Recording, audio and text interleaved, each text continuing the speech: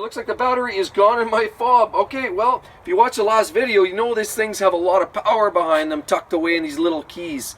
But I'm going to show you today how to replace the battery in this fob, because for obvious reasons, this fob is now dead, the battery is toast, and I'm going to show you how to fix that.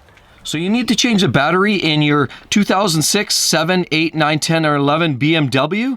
Is it a 1 Series 3, 5, 7? Yeah, this will work in all of those models. So what we have is a pretty typical key fob here. And you'll notice there's certain variations, different styles. This one here actually has the split on the back. This one's a little easier to work with than the other one. The other one is a common back. It doesn't have this separation.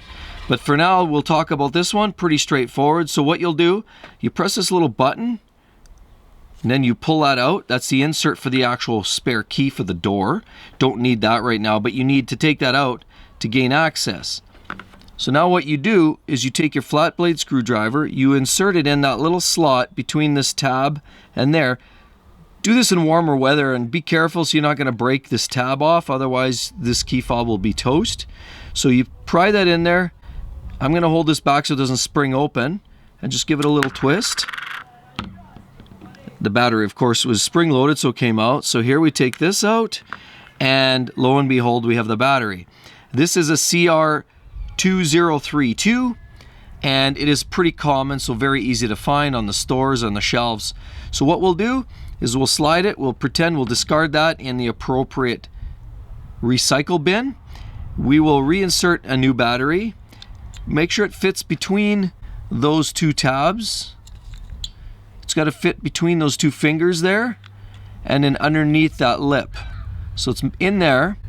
And now what we do is we grab the cover and we put the cover back down, start on that edge and snap it in. And now it's tight on all corners. Restore this back to its rightful spot, and now you have a functioning key fob.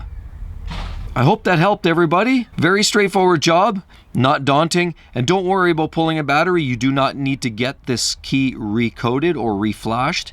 It's ready to go and there's no issues. This will now go and unlock the door on my car. So please everybody, make sure you subscribe to the channel. I hope you enjoyed this little tip and tutorial. Hope it helped all of you guys out there. This again will work on a major number of BMWs in the mid-2000s. Make sure you give me a subscribe, like, comment, and don't forget to come back for the next one. See you then. Bye-bye.